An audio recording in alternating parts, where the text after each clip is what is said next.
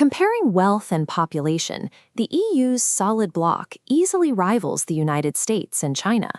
But looking at military power, that massive European bloc shatters into 27 miniature armies, each duplicating the exact same command structures and supply chains as its neighbors. That fragmentation comes with a massive cost. It leaves the continent perpetually vulnerable to Russian aggression and completely dependent on the American military to guarantee its own borders. Europe has engineered itself into an economic giant while remaining a military dwarf. This chronic vulnerability is the direct result of a calculated political choice. In fact, a fractured military was never part of the original plan for European integration. In 1952, France, Germany, and several other nations sat down to sign the European Defense Community Treaty, an agreement to completely fuse their armed forces. The goal was straightforward.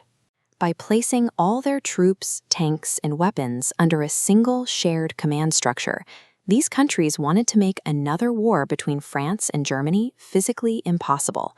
The blueprint was finalized, but just 2 years later, in 1954, the French Parliament suddenly reversed course. They refused to ratify the treaty, effectively killing the European super army before a single joint battalion could be deployed. Europe held the exact plans required to build a hard power military force capable of standing toe-to-toe with the US or the Soviet Union. They chose to destroy those plans from within. The treaty died because of a single glaring problem: the legacy of empire. French politicians realized that a unified European command required surrendering exclusive control over their vast overseas colonies. They faced a highly practical dilemma.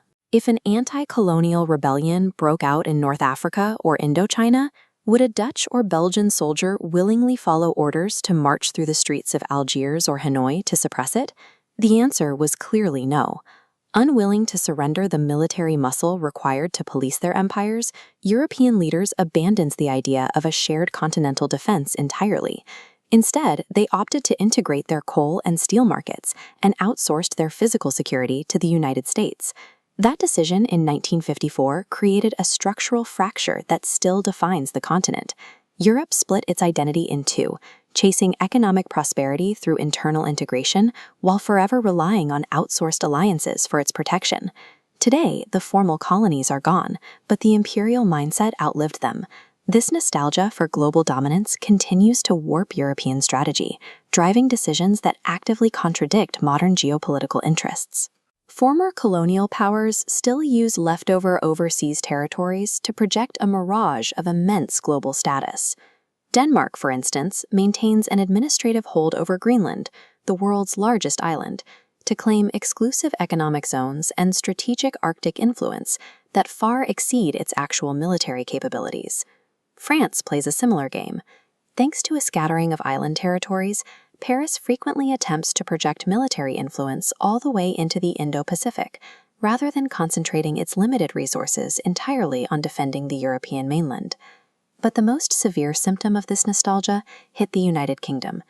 In 2016, Brexit was heavily marketed to voters using a fantasy where the UK could abandon the European Union and seamlessly replace it with lucrative trade deals across the old Commonwealth, a network of its former imperial subjects. The memory of empire acts as an active, disruptive force, preventing European nations from aligning their modern economic and security strategies. This history also creates a deep psychological rift inside the European Union itself. The continent is effectively split between the former colonizers in the West and the post-Soviet states in the East. For the Western powers, the concept of a sphere of influence is entirely normalized. France, for instance, still treats large sections of West Africa as an informal backyard and is completely comfortable deploying its national troops there to secure its interests. But if you travel east to countries like Poland or Estonia, that exact same behavior triggers alarm bells. To them, the idea that a large nation has a natural sphere of influence over smaller, independent countries isn't a valid security strategy. It is an existential threat. When Eastern European nations hear Western leaders talk about managing global spheres of influence, it sounds identical to the Soviet logic that kept their own countries occupied and repressed for decades. You cannot unify 27 armies into a single cohesive force when the member states hold completely contradictory, trauma-driven views on what a military is actually supposed to do. For centuries, European nations were the active architects of global geopolitics. They used military force to conquer, extract, and shape the world. This map illustrates a total reversal. Fragmented by historical ghosts, Europe is now the target. External vectors, technology, energy, and military pressure from the US, China, and Russia aggressively push inward. Despite its wealth, the continent is entirely dependent, lacking unified defense and true strategic sovereignty. A profound reversal is underway.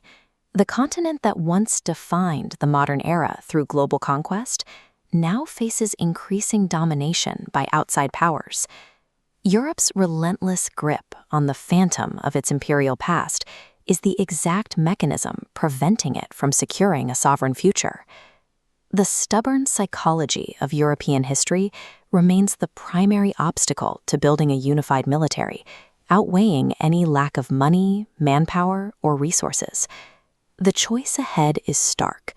Will Europe accept its status as a divided American protectorate?